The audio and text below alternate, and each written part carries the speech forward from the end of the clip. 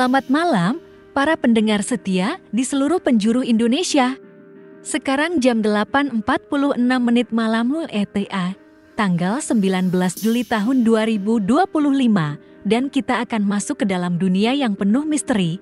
Malam ini, kita akan menguak kisah kelam yang mengguncang Garut kematian. Mistis 3 warga saat pernikahan anak Gubernur Jawa Barat, Deddy Mulyadi. Acara yang seharusnya penuh sukacita berubah jadi tragedi mengerikan, dan banyak yang percaya ada kekuatan gaib di baliknya.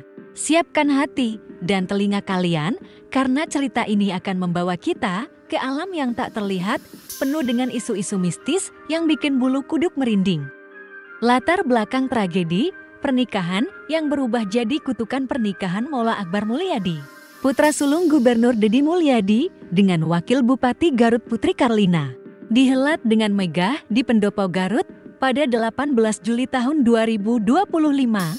Acara ini bukan sekadar pernikahan biasa, ini adalah pertemuan 2 keluarga besar yang berpengaruh, diiringi pesta rakyat dengan makan gratis untuk ribuan warga. Namun, di balik kemeriahan, ada duka yang tak terduga. 3 nyawa melayang, Fania Aprilia 8 tahun, Dewi Jubadah 61 tahun, dan Bribka Cecep Saiful Bahri 39 tahun, seorang polisi yang bertugas.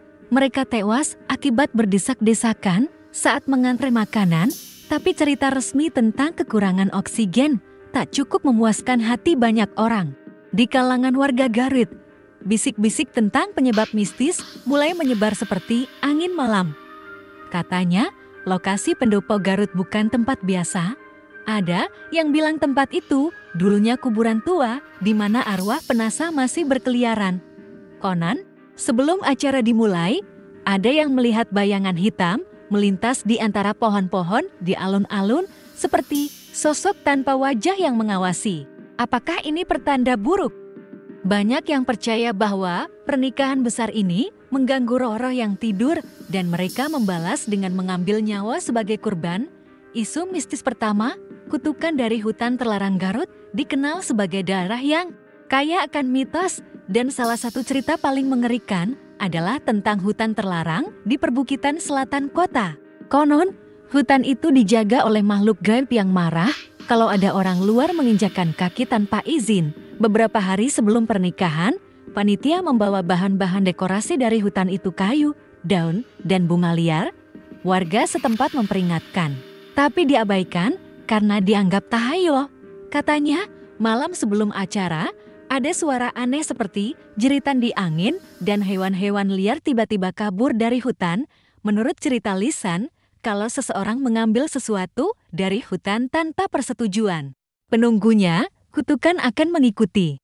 3 kematian itu, menurut dukun lokal, adalah tanda bahwa roh hutan menuntut balas. Fania, anak kecil yang polos, mungkin jadi korban pertama karena jiwa anak-anak lebih rentan dipanggil arwah. Dewi, yang sudah tua, mungkin dipilih karena usianya dekat dengan alam baka, sementara Bribka Cecep, yang sedang bertugas, bisa jadi korban karena dia melanggar wilayah gaib dengan keberadaannya di tengah kerumunan. Netizen di 10 mulai ramai membahas ini dengan beberapa mengunggah foto pohon-pohon aneh di hutan itu, menyebutnya pohon penjaga kutukan.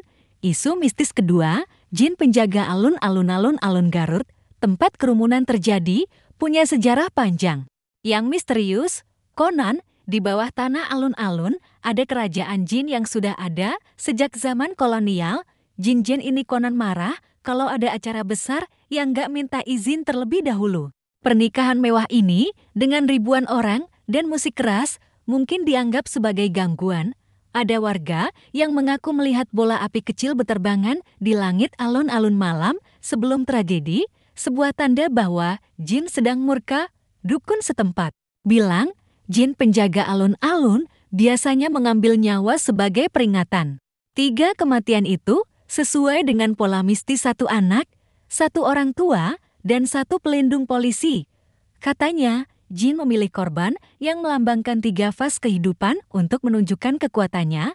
Bribka Cecep yang membantu evakuasi mungkin jadi sasaran karena dia mengusik kekuatan gaib dengan usahanya menyelamatkan orang. Di medsos, banyak yang bilang Coba deh cek alun-alun pas malam hari, pasti ada yang aneh.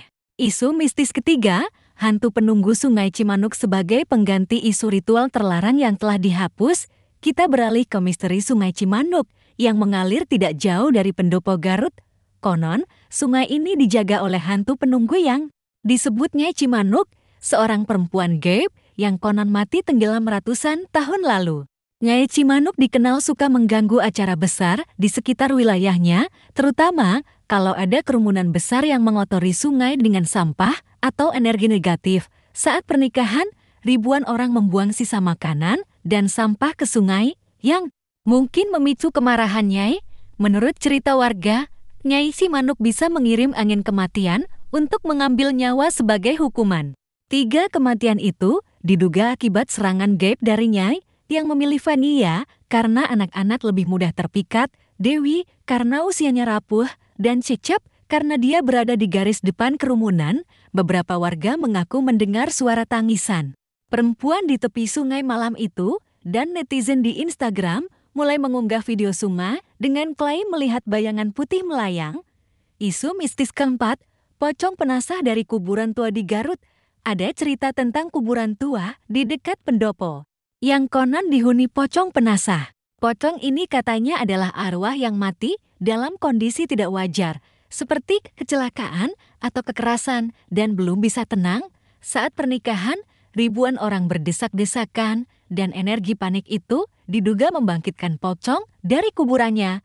Ada yang bilang melihat bayangan pocong melayang di antara kerumunan dengan kain kafan compang-camping yang berkibar. 3 kematian ini, menurut cerita mistis, adalah ulah pocong yang mengajak korban pergi bersamanya. Fania mungkin dipilih karena anak-anak lebih mudah dipanggil arwah, sementara Dewi dan Cecep jadi korban karena mereka terlalu dekat dengan energi gaib saat berdesak-desakan.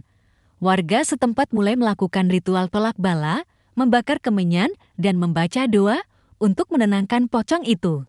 Di TikTok, video tentang pocong Garut jadi viral dengan efek suara jeritan yang bikin orang takut.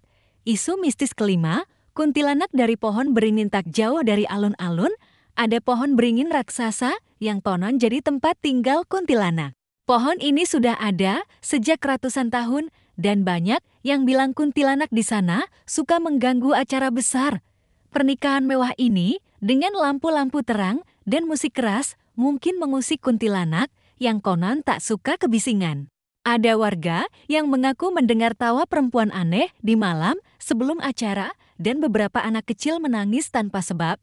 Kuntilanak ini katanya memilih 3 korban sebagai teman mainnya. Fania dengan usia mudanya mungkin jadi target. Pertama, karena suaranya yang ceria menarik perhatian makhluk itu. Dewi dan Cecep bisa jadi korban karena mereka berada di tengah kerumunan, tempat energi kuntilanak paling kuat. Beberapa netizen di Instagram mengunggah foto pohon beringin itu dengan klaim ada wajah kuntilanak di antara daun-daunnya. Reaksi masyarakat dan ritual penangkal setelah tragedi, warga Garut mulai panik.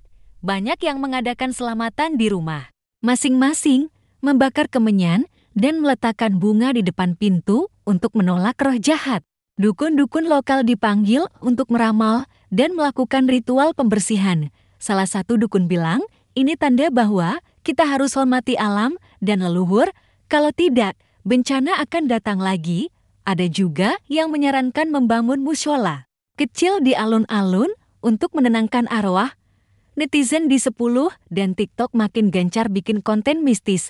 Ada yang bikin video horor pendek tentang hantu pernikahan Garut, lengkap dengan efek suara angin dan jeritan. Orang-orang mulai menghindari alun-alun malam hari, takut bertemu dengan makhluk gaib.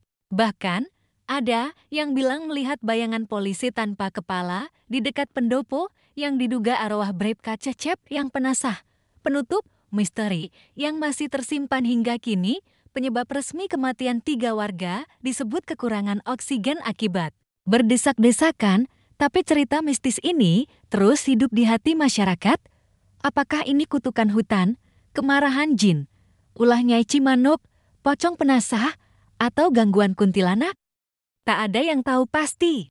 Yang jelas, tragedi ini meninggalkan luka mendalam sekaligus mengingatkan kita akan kekuatan gaib yang mungkin masih bersemayam di Garut. Para pendengar, cerita ini bukan cuma hiburan, tapi juga pelajaran.